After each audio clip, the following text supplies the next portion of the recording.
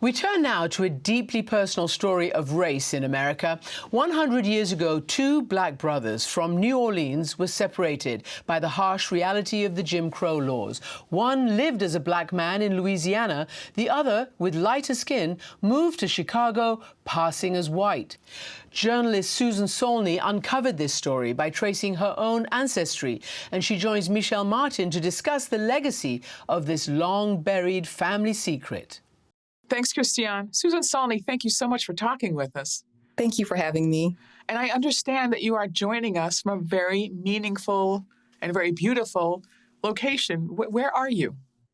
I'm in the Lower Garden District of New Orleans. I'm on Prytania Street, inside the home, believe it or not, of my great-great-grandfather, Colonel Joseph H. DeGrange. Amazing, amazing. And one of the reasons this is amazing is that your article begins with a family mystery, and it ends with a family reunion.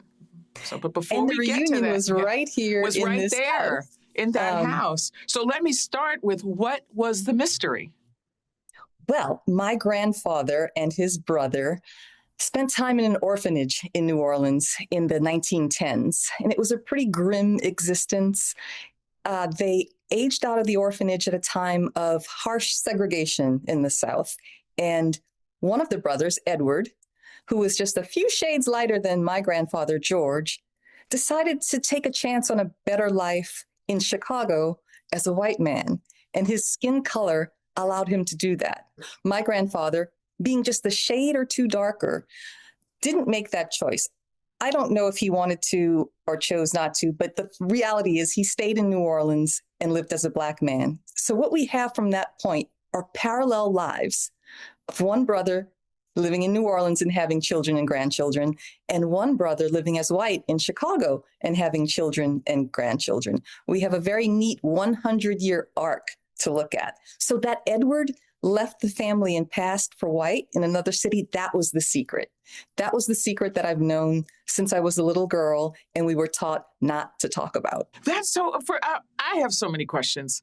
How did this come up when you were a child?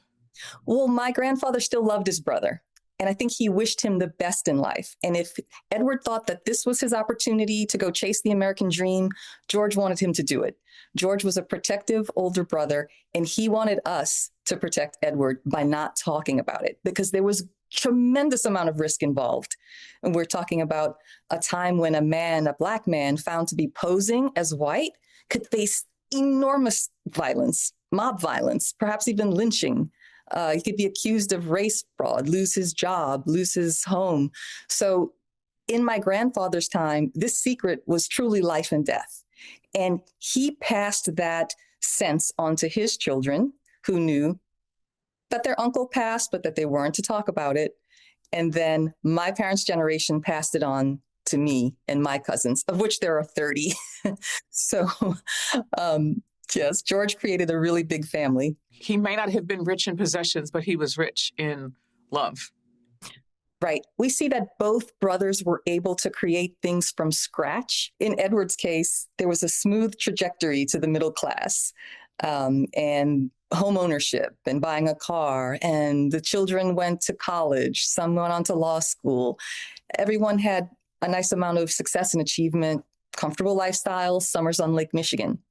In George's case, now remember, same upbringing of these boys, just a few shades apart in color. George didn't have those opportunities in New Orleans. George couldn't find work except as a bricklayer, and he laid bricks until he retired. He was living in poverty for quite a lot of time during the Depression, and I've heard stories about how he burned his own furniture for firewood when it was cold, or how he would go look for food that had fallen off of cargo ships unloading at the Mississippi River docks.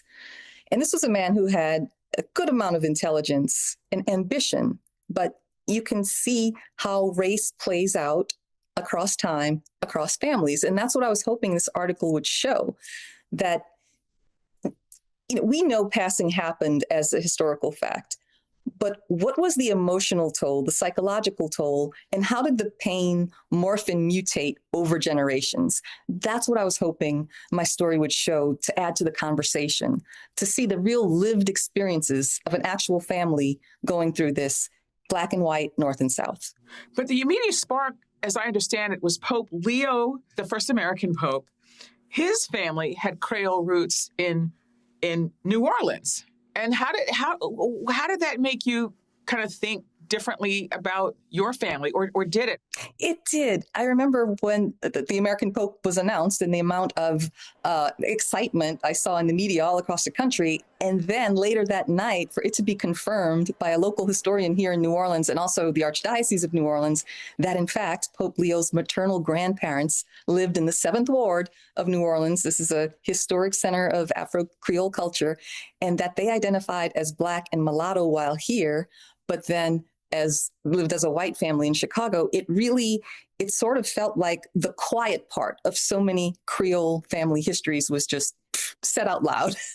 And I thought I could help explain not the Pope's story in particular, but the circumstances of the time that might lead someone to make a decision that way. I could focus on my own family and just provide some historical context that might be helpful in this moment.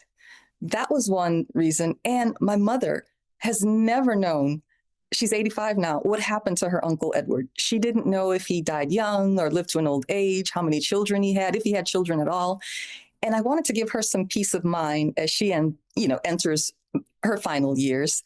And I had a feeling that since the secret now is not a matter of life and death, that this 3rd generation of descendants of Edward would probably be more open to having more information about their family. And it turns out that all of that was true. Well, hold on that thought for a second. Let's go back to where you are. That is a grand house. Yes. How is it that your grandfathers were living in poverty if their grandfather lived in that house? What's the story there? That's a really great question, and that's the crux of it all.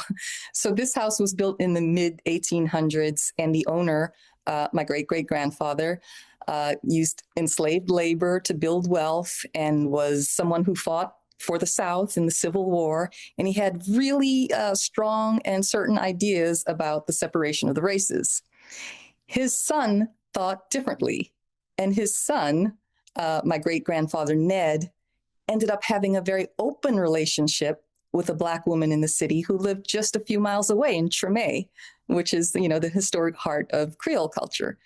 I would say a lot of white men at the time had second families or secret families, but what was different about this relationship is that Ned and Minerva lived openly. Ned was different for his time, and I've tried to figure out why. And I think that maybe some of his formative years were during Reconstruction, and maybe he had a more optimistic spirit about what the future was going to be like for African Americans. Maybe he thought it would be easier over the long run than indeed it turned out to be. But long story short, Ned and his father had a falling out over this because you can imagine a Confederate veteran son who is openly living and having children with a Black woman. The colonel who lived here in this house did not approve. And so when the children's mother died young and Ned found himself alone with those children, my great-great-grandfather who lived here in 8,000 square feet of space did not take them in. And that's how they ended up in an orphanage called the LaFawn Asylum for colored boys. So how did Edward wind up getting to Chicago? How did that happen? I think Edward, through his father, had some exposure to the white world and probably picked up on how to pretend to be a part of it. And with his light complexion, I think one day in his late teens or early 20s, he decided there's nothing for me in New Orleans. No parents, no money, no job opportunities, not much education. I haven't interviewed him since he died in the 1970s, but I'm imagining that he had to make a very hard choice between family and survival, and he chose survival. And I don't know as well whether my grandfather was upset about this or distraught or supported it, but however he felt, in the end, he decided to keep the secret and wish for the best for his brother. So let's fast forward. you always knew that you had this ancestor who, passé blanc, right? You weren't really sure how for want of a better term, I'll call it the white branch of the family, would react to your queries. What were you anxious about or worried about? I think there were a lot of things. I think my grandfather's voice was still in the back of it was in my ear somewhere saying, we just leave well enough alone. For what reason? Just leave things alone. And so I was going against my grandfather's wishes. So just personally, as a granddaughter who's somewhat obedient, I knew I was doing something that Grandpa George might not have approved of, right? And then there's the fact that 20 years or so ago, I lived in Chicago and I could have reached out to them. But yeah, think of the amount of racial animus in our country right now and the polarization and the fact that hate crimes based on race are rising and not going down. I remember thinking, maybe this is something I just don't want to touch. I prioritized it now for a whole host of different reasons that have to do with being more mature myself and dropping those assumptions about how the other side would react, my mother's age, and the Pope's announcement. And also, I thought, we're in a society now that is so deeply connected online and in every other way. It's hard to keep a secret these days. I had a feeling that I'd be giving them information that maybe they already knew or at least had an inkling of. And sure enough, that turned out to be the case. So how did you go about finding them? And, of course, here's the big reveal. How did they react when you reached out? Right. Well, I had a good amount of research help, and I thank the New York Times for that. So we used all sorts of ancestry tools. And beyond that, I looked for obituaries. I looked on social media. We looked in old newspapers. There was a lot written in ancient French in New Orleans. We just tried to gather every bit of information we could about my grandparents and great-grandparents and their descendants. And then it just came down to the very gentle reaching out and just hoping for the best. And I reached out with short messages either over social media or, if I found an email address or maybe in a search, we'd come up with a phone number. But I broke through, I say first, with one cousin. Her name is Christine. And I got such a positive reaction from her. I was really encouraged to keep going. As soon as she saw the message, she wrote back like something to the effect of, "Oh, hey, yes, of course, I would love to. When can we talk?" And then through Christine, I found out that she had longstanding questions that she wanted answered. And she said, "Cousin Lauren feels this way too, and Cousin Lauren feels this way too." And so through one person, I learned of other people, and I just slowly made my way through the family tree, introducing myself as someone who shared a common ancestor, and also pointing out pretty quickly that I was a writer and reporter and that I'd want to share our story. When you first encountered some of the family members, when you all first met each other, there were tears. Oh, yes. There were tears. Yes. Could you say more about that? When Edward left Louisiana and New Orleans, he left his culture, he left his kinship ties. He carried a secret along with his wife. She was also a very light complexioned Creole from Louisiana who was passing in Chicago as a white woman. So the two of them were bonded by their cover stories. And I think they must have lived with quite a bit of isolation because of fear. If you get too close to someone, maybe they'll figure something out. So one thing Christine described to me was always wanting extended family and wanting to know more about where they came from and who their grandparents were and things like that. And they didn't have that sense that I grew up with in New Orleans of an enormous, sprawling family and very clear lineage. And I think they wanted that. And when you long for that all your life, and then one day it's finally explained to you why you didn't have it, and then you have it because we were all there with open arms, I think the emotion of it was just overwhelming to them. Does anyone not feel that way? It's a totally understandable and legitimate question. I think anger is among the responses that a person could have, especially in the past, right? Why him and not us? And was it a selfish and escapist thing to do?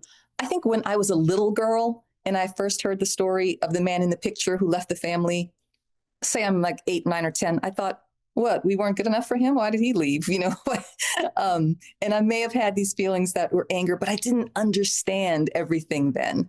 As I grew up, I understood more, and I can see him as a fuller person and with a lot of empathy. And now, of course, I totally understand that he was stuck in a terrible system that forced hard choices on people who I'm sure would have rather do other things with their lives. But the system of judging people along color lines and then meting out opportunity along those lines is illogical, absurd, and completely arbitrary. And that's what I want to show with this family story, and what I'd hope, that the story gives us an opportunity to think deeply about our own racial history in this country and how it plays out in families across time. So before we let you go, the country is beginning to commemorate the 250th anniversary of the founding of the United States. Your story encompasses almost all of it. Slavery, the Civil War, Jim Crow. It's just the Great Migration. And I just wonder if there's something that you're thinking about as the country enters this period of commemoration, as you thought about how your own family story fits into that bigger story. What comes to mind? And what would you like us to be thinking about? That we're always working towards something better, right? My story, our story, so many people's story is about race and poverty and injustice and a shameful part of the American past. But it is equally about love and loyalty and resilience and the possibility of new beginnings, of joy, of hope.